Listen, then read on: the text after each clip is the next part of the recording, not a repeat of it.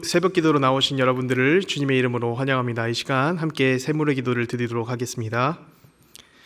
영생은 곧 유일하신 참 하나님과 그가 보내신 자 예수 그리스도를 아는 것입니다. 요한복음 17장 3절 말씀. 아멘. 마음 모아 세물의 기도를 하나님께 드립니다. 먼저 우리 믿음을 고백합니다. 모세와 아론이 회막에 들어갔다가 나와서 백성에게 축복하매 여호와의 영광이 온 백성에게 나타나며 아멘. 하나님 아버지, 날마다 하나님의 임재가 나타나는 예배를 사모하며 살게 하옵소서. 하나님의 풍성한 사랑을 경험하며 두려움이 아닌 담대함으로 오늘을 살게 하옵소서. 교회와 다음 세대를 위해 기도합니다. 이는 여호와께서 너희에게 하라고 명령하신 것이니 여호와의 영광이 너희에게 나타나리라. 아멘. 하나님, 우리 샘물교회가 하나님의 영광을 나타내는 교회가 되게 하옵소서. 하나님의 말씀으로 다음 세대를 양육하며 하나님의 말씀에 순종으로 달려가는 우리 교회 되게 하옵소서. 목장마다 은혜의 간증들이 넘쳐나게 하시고 섬기가 봉사의 자리 가운데는 순종의 손길들이 넘겨나게 하옵소서. 나라와 청년들을 위해 기도합니다. 그리하여야 너희가 거룩하고 속된 것을 분별하며 부정하고 정한 것을 분별하고. 아멘. 하나님 아버지, 우리나라와 믿음의 청년들을 지켜주옵소서. 믿음의 청년들에게 거룩하고 속된 것을 분별할 지혜를 더해 주시고 소망을 품고 이 땅을 살아갈 힘을 더해 주소서. 우리나라 가운데 선을 행하는 손길들이 넘쳐나게 하시고 죄악된 것은 뿌리째 뽑히는 놀라운 일들을 경험케 하소서. 선교와 전도를 위해 기도합니다. 모세가 회중에게 이르되 여호와께서 행하라고 명령하신 것이 이러하니라 하고 모세가 아론과 그의 아들들을 데려다가 물로 그들을 씻기고. 아멘. 하나님 아버지, 예배가 없는 곳에 예배가 있게 하시며 참된 예배자들이 세워지게 하옵소서. 한 영혼을 향한 마음을 더해 주셔서 따뜻한 주님의 시선이 우리를 통해 흘러가도록 붙들어 주옵소서. 선교의 현장마다 복음의 기쁜 소식이 넘쳐나게 하시고 단기 봉사를 준비하며 진행하는 모든 순간마다 하나님의 손길을 더해 주옵소서. 오늘도 하나님의 말씀에 순종하여 지혜롭게 행하는 하루 되게 하옵소서. 예수님의 이름으로 기도합니다. 아멘. 우리 시간 함께 성경 말씀 살펴보도록 하겠습니다. 오늘 하나님께서 우리에게 주신 말씀은 레위기 26장 34절부터 46절까지의 말씀입니다. 레위기 26장 34절부터 46절까지의 말씀 저 한 절 읽고 여러분들 한 절씩 읽고 함께 교독하도록 하겠습니다. 너희가 원수의 땅에 살 동안에 너희의 본토가 황무할 것이므로 땅이 안식을 누릴 것이라. 그때에 땅이 안식을 누리리니 너희가 그 땅에 거주하는 동안 너희가 안식할 때에 땅은 쉬지 못하였으나 그 땅이 황무할 동안에는 쉬게 되리라. 너희 남은 자에게는 그 원수들의 땅에서 내가 그들의 마음을 약하게 하리니 그들은 바람에 불린 잎사귀 소리에도 놀라 도망하기를 칼을 피하여 도망하듯 할 것이요 쫓는 자가 없어도 엎드려질 것이라. 그들은 쫓는 자가 없어도 칼 앞에 있음같이 서로 짓밟혀 넘어지리니 너희가 원수들을 맞설 힘이 없을 것이요. 너희가 여러 민족 중에서 망하리니 너희의 원수들의 땅이 너희를 삼킬 것이라. 너희 남은 자가 너희의 원수들의 땅에서 자기의 죄로 말미암아 쇠잔하며 그 조상의 죄로 말미암아 그 조상같이 쇠잔하리라. 그들이 나를 거스른 잘못으로 자기의 죄악과 그들의 조상의 죄악을 자복하고 또 그들이 내게 대항함으로 나도 그들에게 대항하여 내가 그들의 원수들의 땅으로 끌어갔음을 깨닫고 그 할례받지 아니한 그들의 마음이 낮아져서 그들의 죄악의 형벌을 기쁘게 받으면 내가 야곱과 맺은 내 언약과 이삭과 맺은 내 언약을 기억하며 아브라함과 맺은 내 언약을 기억하고 그 땅을 기억하리라. 그들이 내 법도를 싫어하며 내 규례를 멸시하였으므로 그 땅을 떠나서 사람이 없을 때에 그 땅은 황폐하여 안식을 누릴 것이요 그들은 자기 죄악의 형벌을 기쁘게 받으리라. 그런즉 그들이 그들의 원수들의 땅에 있을 때에 내가 그들을 내버리지 아니하며 미워하지 아니하며 아주 멸하지 아니하고 그들과 맺은 내 언약을 폐하지 아니하리니 나는 여호와와 그들의 하나님이 됨이니라. 내가 그들의 하나님이 되기 위하여 민족들이 보는 앞에서 애굽 땅으로부터 그들을 인도하여 낸 그들의 조상과의 언약을 그들을 위하여 기억하리라. 나는 여호와이니라. 같이 읽습니다. 이것은 여호와께서 시내 산에서 자기와 이스라엘 자손 사이에 모세를 통하여 세우신 규례와 법도와 율법이니라. 아멘. 오늘 우리가 살펴볼 말씀의 제목은 말하신 대로 이루시리라입니다. 하나님께서는 신실하신 분이신데요. 아브라함에게 해주신 말씀대로 큰 민족을 이루어 주셨고요. 또 다윗에게 하신 말씀처럼 그리스도를 다윗의 자손으로 보내주셨습니다. 하나님께서는 신실하신 분이시기 때문에 그분께서 하시는 말씀도 반드시 이루어집니다. 그렇다면 우리는 그 반드시 이루어지시는 하나님의 신실하신 말씀 앞에서 어떤 자세를 가져야 할까요? 오늘 말씀을 묵상하면서 말씀 앞에서 가져야 할 자세를 발견하시길 바랍니다. 하나님 앞에서, 말씀 앞에서 우리가 가져야 할 자세는 무엇입니까? 먼저 첫 번째는 말씀을 가볍게 여기지 않는 자세입니다. 성경을 읽을 때나 설교를 들을 때 또 나에게 주신 이 말씀을 받고 이 말씀을 절대로 가볍게 여겨서는 안 됩니다. 오늘 본문의 말씀은 안식년을 지키지 않았을 때 찾아오는 형벌을 말하고 있는데요. 오늘 본문 34절과 35절입니다. 너희가 원수의 땅에 살 동안에 너희의 본토가 황무할 것이므로 땅이 안식을 누릴 것이라. 그때 땅이 안식을 누리리니 너희가 그 땅에 거주하는 동안 너희가 안식할 때에 땅은 쉬지 못하였으나 그 땅이 황무할 동안에는 쉬게 되리라.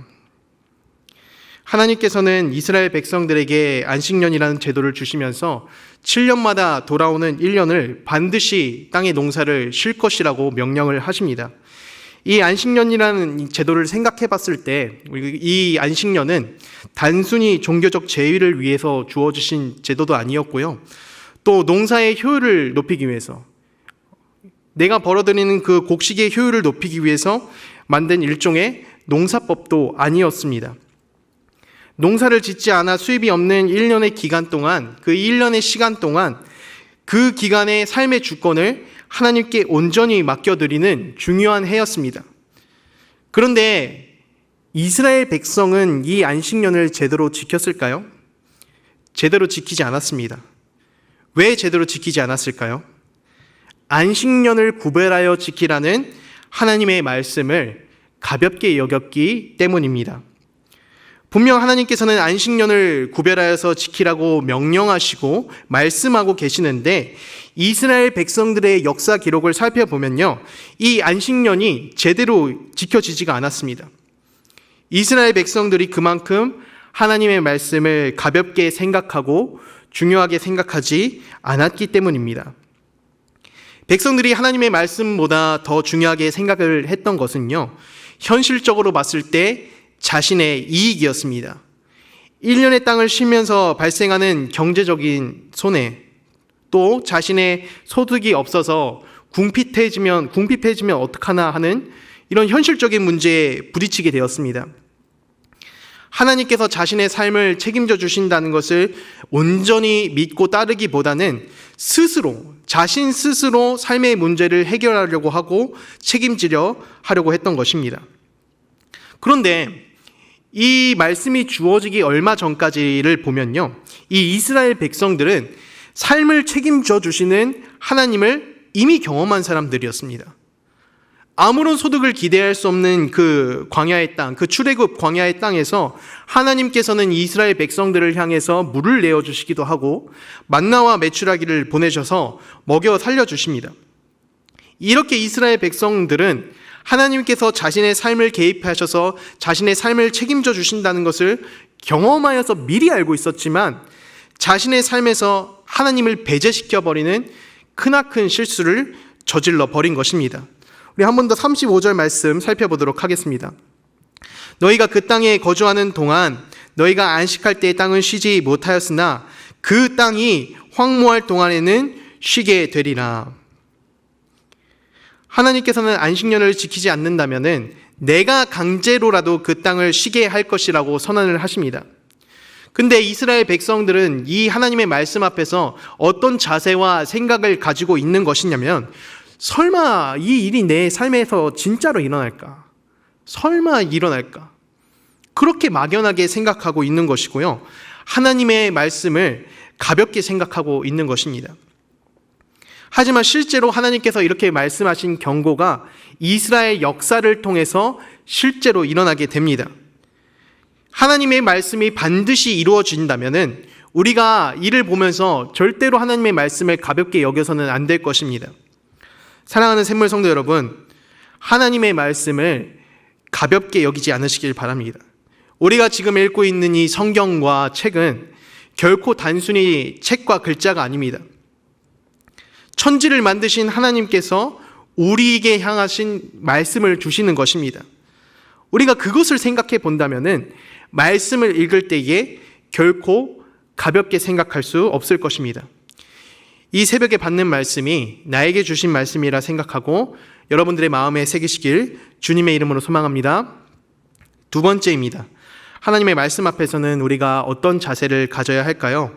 두 번째는 신실하신 하나님의 말씀을 믿으라라는 것입니다. 우리가 하나님의 신실하신 그 말씀을 믿어야 합니다. 아까 설명해드렸던 것처럼 하나님은 신실하신 분이시고요. 이 하나님의 말씀 역시도 신실합니다. 나에게 주어지는 하나님의 말씀이 있다면 그 말씀은 반드시 이루어질 것입니다. 오늘 말씀의 핵심, 이 내용을 쭉 살펴보면은 이 말씀의 내용의 핵심은 안식년의 강제 집행인데요.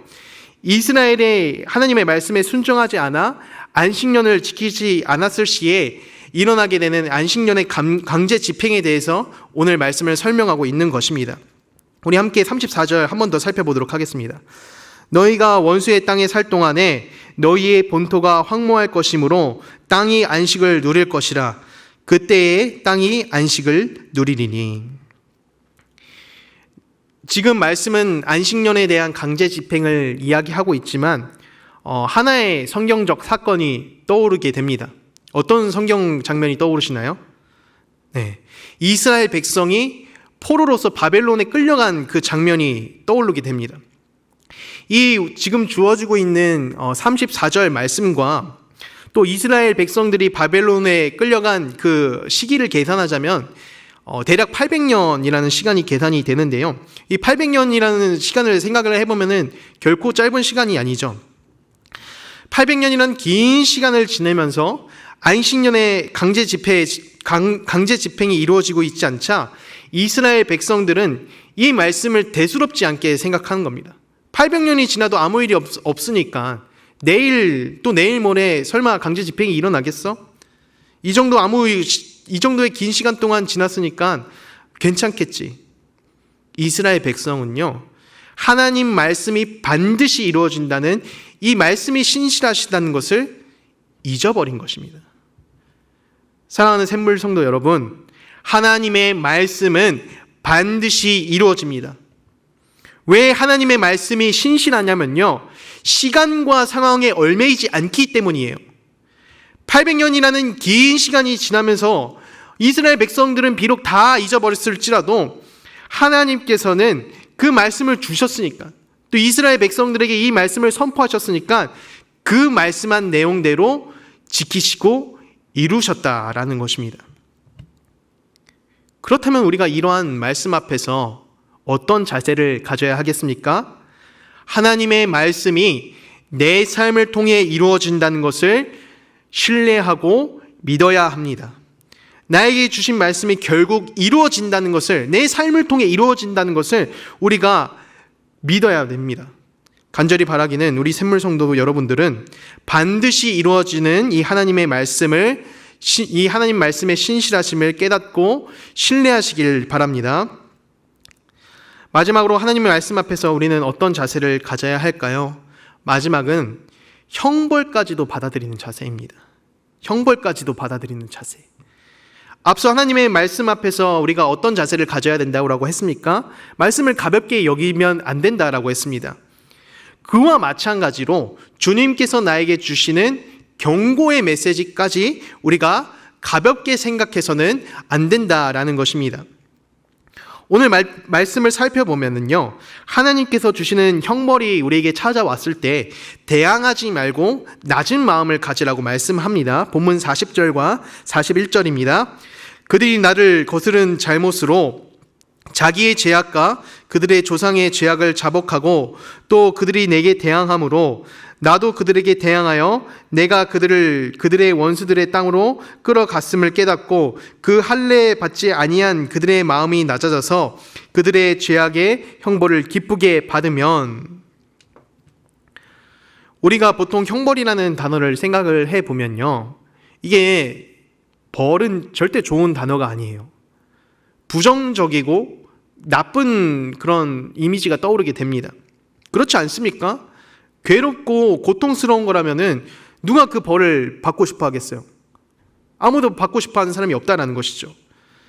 이스라엘 백성들이 계속해서 하나님의 말씀을 벗어나고 또 하나님의 말씀을 지키지 않으니까 하나님께서는 이스라엘을 향해서 그 경고하신 말씀의 내용대로 벌을 내리십니다. 사사기 말씀의 내용을 읽어보면 끊임없이 이스라엘 백성들을 향해서 이방 민족이 침입을 해오고요. 또 결국엔 나중에 어떻게 됩니까? 이 바벨론의 나라 전체가 빼앗기는 수치까지 경험하게 됩니다. 그 상황 속에서 이스라엘 백성이 하나님 앞에서 회개하고 돌아서고 깨닫는 것이 아니라 하나님의 말씀을 반대하고 하나님의 말씀을 대항하는 잘못을 저질러 버리게 됩니다.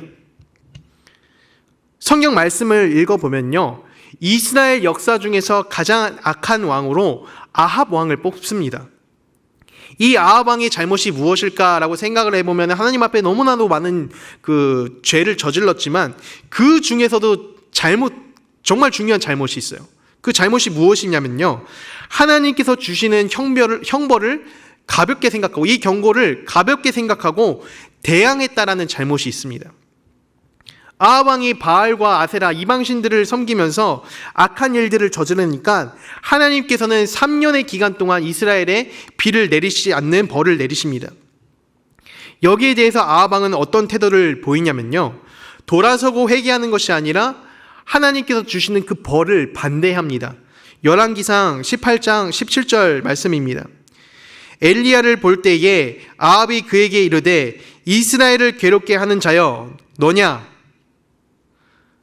아합이 지금 보면 엘리야한테 한 말이지만 사실 그 위치적 의미를 따져보자면은 엘리야 위에 있는 하나님을 향해 한 말과 동일합니다.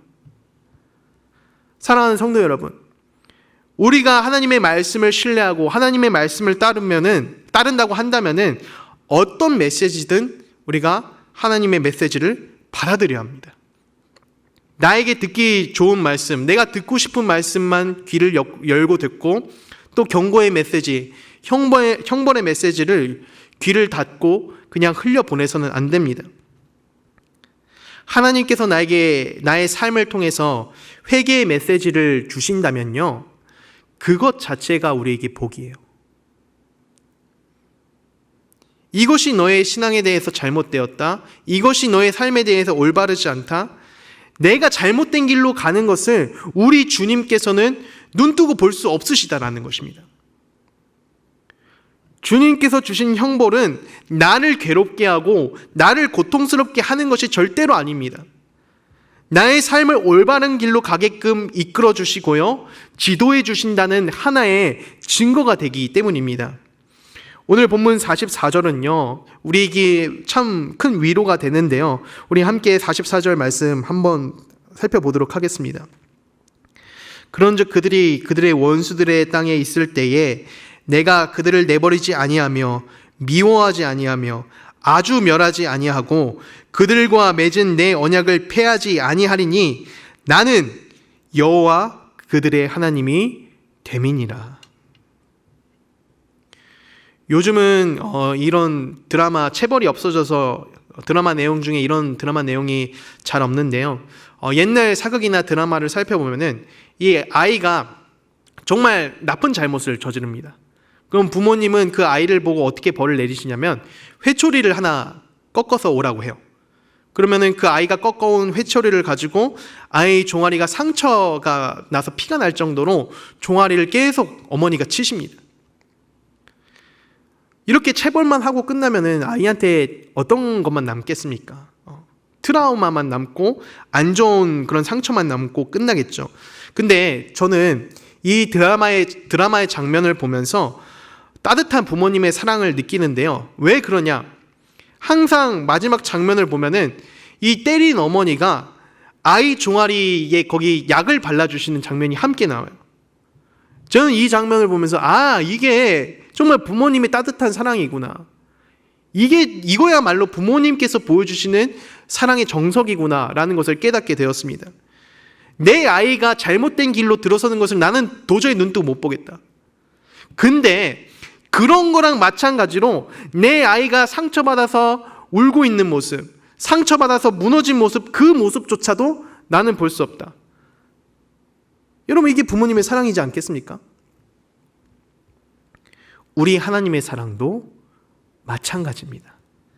내 사랑하는 자녀, 내 사랑하는 백성의 신앙의 길을 벗어나고 잘못된 것을 향해 가는 그 모습을 도저히 바라볼 수가 없다. 근데 마찬가지로 내 백성이 상처받고 무너지고 멸망당한 그 모습조차도 내가 볼 수가 없다. 그것이 하나님께서 우리에게 던져주시는 회복의 메시지고요. 우리에게 주시는 사랑입니다. 지금 내가 힘든 시간을 보내고 있다면은 우선 하나님을 온전히 붙잡아야 하고요. 그 다음으로는 나를 회복시켜 주시는 하나님을 기대해야 합니다. 사랑하는 샘물 성도 여러분, 나에게 회개의 메시지가 던져졌을 때 그 가운데서 하나님을 발견하시고 하나님을 의지하는 삶을 살아가시길 주님의 이름으로 소망합니다. 말씀을 마무리합니다. 하나님 말씀 앞에서 우리가 가져야 할 자세는 무엇일까요? 첫 번째는 하나님의 말씀을 가볍게 여기지 않는 자세라고 했습니다. 두 번째는 우리 삶에서 결국 이루어질 그 하나님의 신실하신 말씀, 그 신실하신 말씀을 믿고 신뢰하시는 것입니다. 마지막으로 조금은 나에게 무거울지라도, 그 형벌과 경고의 메시지가 조금은 무거울지라도 그 말씀을 받아들이고 또 그 후에 있을 회복의 삶을 기대하는 것입니다. 간절히 바라기는 반드시 이루시는 하나님의 이 말씀, 이 신실하신 말씀을 따라 사는 샘물 성도 모두가 되기를 간절히 축복합니다. 아멘. 이 시간 함께 말씀을 기억하면서 기도하도록 하겠는데요. 오늘 말씀을 기억하면서 하나님 아버지의 말씀을 신뢰하며 반드시 이루시는 그 말씀을 따라 사는 삶이 될 수 있도록 해 주십시오. 그리고 이어지는 우리 부서별 여름 사역과 또 특별히 이번 주 진행될 단기 봉사 파송식이 은혜 가운데서 잘 마무리될 수 있도록 함께 기도하신 후에 각자 가져오신 개인 기도하시고 돌아가도록 하겠습니다.